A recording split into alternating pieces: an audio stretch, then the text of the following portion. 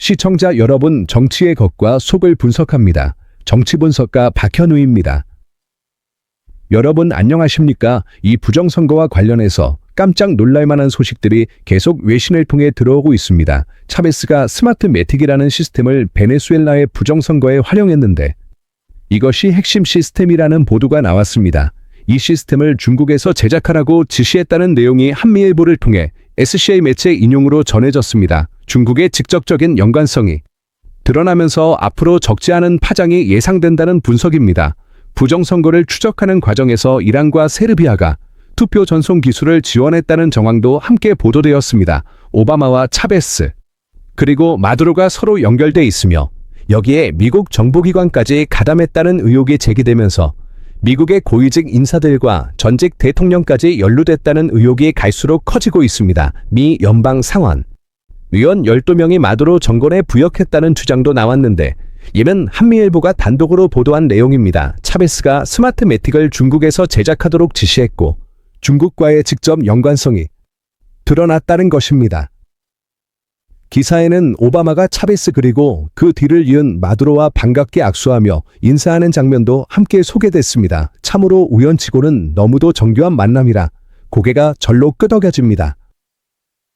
베네수엘라에서 개발돼 전 세계 선거를 농락해왔다는 의혹을 받는 부정선거 시스템 스마트매틱이 중국 공장에서 제작됐다는 증언이 나왔습니다. 차베스가 생전에 스마트매틱을 중국에서 제조하라고 직접 지시했다는 것입니다. 부정선거 전문 매체로 알려진 SCI는 자사 사회관 개망 계정을 통해 베네수엘라의 독재자 우고 차베스가 생전에 스마트매틱을 지정된 중국 공장에서 제조하라고 명령했다는 내부 고발자의 증언을 확보했다고 밝혔습니다. 차베스는 2013년에 사망한 인물입니다. SCI는 전 세계 부정선거 카르텔의 실체를 추적해온 조직으로 지난해 12월 트럼프 미국 대통령이 한국 선거 조작과 관련해 SCI 게시물을 직접 공유하면서 공신력을 인정받기도 했습니다. 같은 날 SCI는 도미니언 하드웨어가 중국 베이징에서 제조돼 미국으로 밀반입됐다고 보도했습니다. SCI의 최신 게시물에 따르면 차베스가 생전에 추진했던 볼리비아 프로젝트가 있었는데 스마트매틱 소프트웨어를 이용해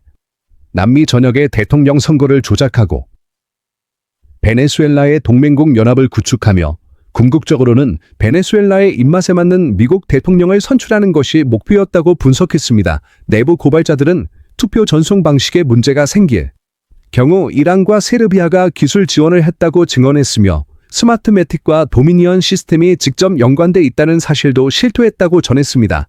민주주의 수출이라더니 알고 보니 조립식 민주주의였다는 점이 참으로 감동적입니다.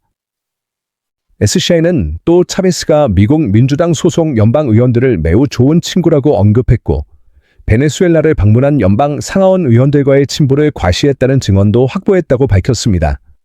차베스와 마두로는 최측근 관계였으며 미국에 체포돼 수감 중인 우고 카르바에 바리오스 전 베네수엘라 군사정보국장은 지난해 말 서신에서 스마트매틱이 베네수엘라 내부에서 선거 조작 도구로 개발됐다고 폭로했습니다. 그는 베네수엘라와 쿠바 정보기관이 수십 년 동안 수천 명의 간첩을 미국에 침투시켰고 그중 일부는 정치인이 됐다고 주장했습니다. 시드니 파웰 변호사는 자신의 사회관 개망에서 우고 카르바일 전 국장이 미 연방 상원 의원 12명이 마두로 정권과 결탁했다는 의혹을 제기했다며 대단히 흥미로운 한 해가 될 것이라고 말했습니다. 파웰 변호사는 2020년 미국 대선 이후 부정선거 규명을 주장하다 기소돼 수감됐다가 2023년에 보석으로 풀려났으며 최근 다시 공세 수위를 높이고 있습니다. 그녀는 브락 오바마가 차베스와 마두로를 환대하는 사진을 공유하며 이 연결고리 때문에 베네수엘라가 해방되지 못했다고 주장했습니다. 자유를 외치던 이들이 자유를 봉인했다는 사실이야말로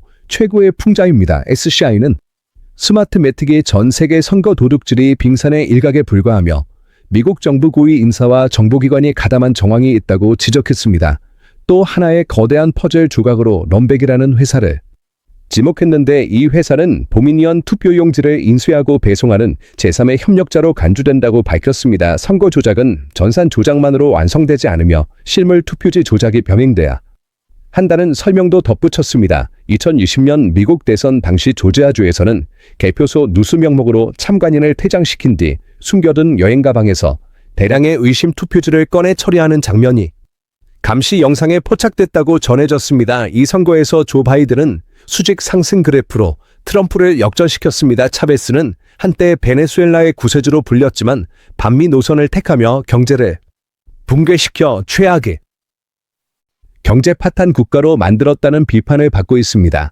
그의 후임 니콜라스 마두로는 현재 미국 법정에 서 있는 인물입니다.